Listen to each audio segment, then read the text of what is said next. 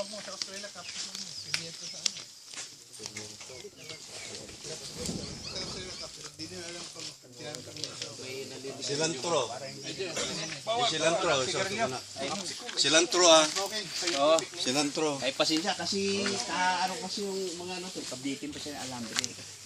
Para hindi ka yumuko.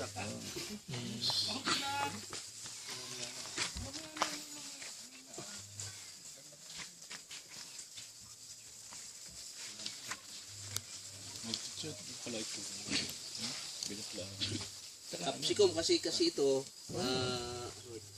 basta capsicum ang tawag nila. Sa scientific name, di ba? Ng ano, sili. Capsicum.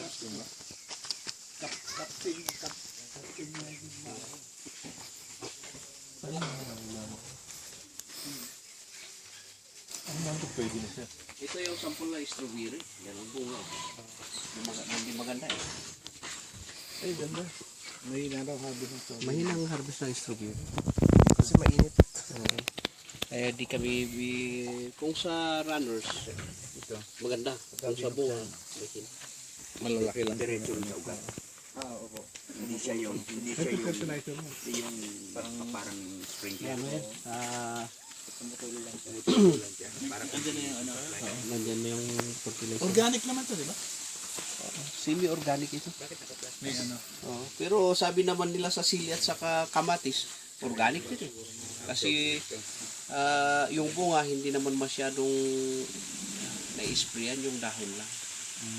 So, hindi wala kang ano. Oo. So, lettuce ang ano. Yung lettuce, pwede yan ang may organic. Ang main na crop ko doon sa Mount Data, lettuce, yung mga salad. Hindi na kayo yung tinatawag na night soil.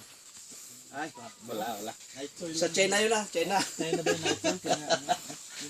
Kaya nga, iniiwasan namin yun, Dok eh. Kaya ito lang ginawa ko soilless eh. Para oh, bakit ba lubsa to Johnny? Hindi na ano lang, hindi nagamit kasi. Dito na tayo group chat tayo. Oo. Hindi na iwasan yung mga ikula eh. Kaya